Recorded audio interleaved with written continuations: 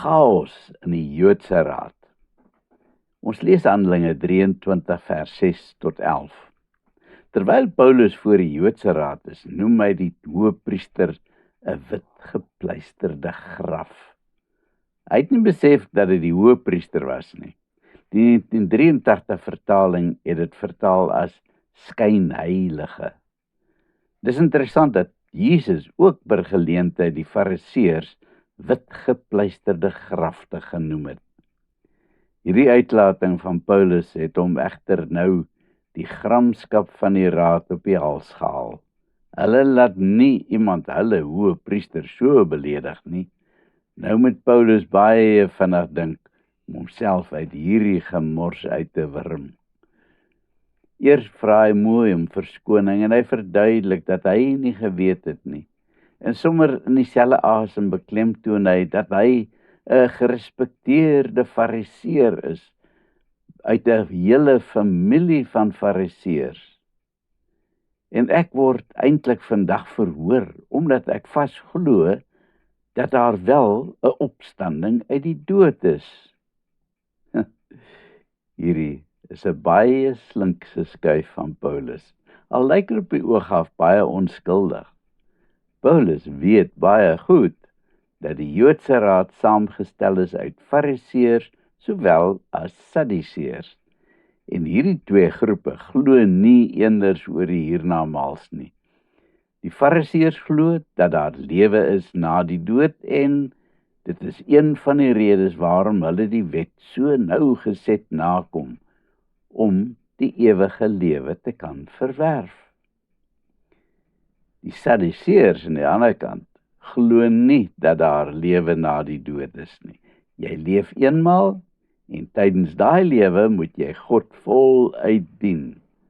Wanneer jy egter die dag jou oë toemaak, dan is alles verby. Vir ewig.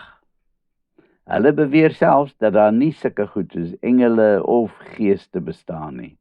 Nou wonder ek hoe hulle dan hulle Bybel gelees het. Wat van die talle beskrywings van engele in die Ou Testament? Deur hierdie opmerking te maak, gooi Paulus nou 'n baie sensitiewe klip in die bos. En sommer dadelik begin 'n ewige stryery losbreek tussen die twee groepe. En Paulus glimlag in sy mou. Eintlik het Paulus die waarheid so effentjies verdraai toe hy vertel het dat hy so 'n groot fariseer is, want later in sy brief aan die Filippense skryf hy dat sy fariseerskap eintlik vir hom waardeloos is. Die debat tussen die fariseërs en die sadduseërs word daar oor en weer verwyte geslinger en dan gebeur die lagwekkende ding dat die fariseërs naderhand vir Paulus begin kant kies. Hulle erken selfs dat iemand wel aan Paulus verskyn het op die pad na Damaskus en met hom gepraat het. Hulle erken nou wel nie dat dit Jesus was nie, maar dit kon 'n engel of 'n gees van die een of ander afgestorwe heilige gewees het. Ons het niks teen hierdie man nie, verdedig hulle vir Paulus. En diep in sy binneste skater Paulus dit uit van die lag. Hy het bereik presies wat hy wou bereik. Bevelvoerder Claudius Lysias kyk hierdie woedende spil hoogwaardigheidsbekleers groot oog aan en hy raak baie bang. Sê nou net, die spil skeur vir Paulus uitmekaar. Dan sit hy vandag met 'n groot gemors op sy hande.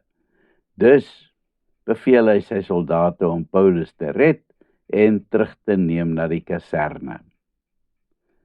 Daardie nag, terwyl Paulus rustig in sy bed lê in die veiligheid van die kaserne, gebeur daar 'n ding met hom waarvan enige gelowige maar net kan droom.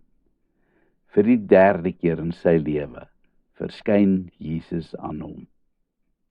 Hou moed, vertroos Jesus hom. Hier in Jerusalem het jy vir my getuig. So moet jy in Rome ook doen. Paulus se hart klop woes in sy borskas. Het hy reg gehoor? Rome. Hoe lank droom hy nie al daaroor om na Rome te kan gaan, om daar in die hartjie van Sodom en Gomorra vir die Here te kan getuig nie.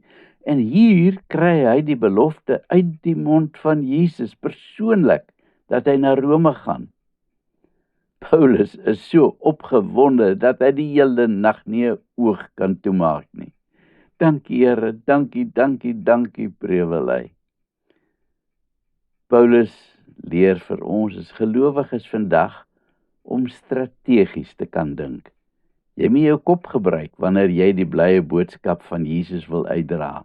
Partymal vra die situasie van ons om die waarheid luid en onverskrokke uit te basyn. Ander kere weer 'n doodse stilte. Persone wat uitreik na lande waar dit verbode is om die evangelie uit te dra, plant dikwels die boodskap deur 'n koevert met die evangelie boodskap op 'n tuinbankie of 'n ander strategiese plek te vergeet. Die regte persoon sal dit wel optel en lees, en dan is die saad gesaai. Op hierdie wyse het talle mense al tot geloof gekom. 'n Sendeling uit Pakistan vertel die afgelope naweek dat talle moslems al tot bekering gekom het, bloot deur 'n gesprek met hulle te begin, deur bloot te vra, kan ek vir jou bid? Soms is dit selfs reg om onenigheid te saai, soos wat Paulus gedoen het. Ek is byvoorbeeld self lief daarvoor om 'n totaal omstrede ding te sê tydens 'n byeenkoms vir manne. Dit lok gewoonlik 'n ewige bespreking uit en laat mense dink oor wat waarlik reg is. Kom ons bid. Here, leer my asseblief om slim te wees wanneer ek die evangelie uitdra. Gee my wysheid om die regte strategie te gebruik. Amen.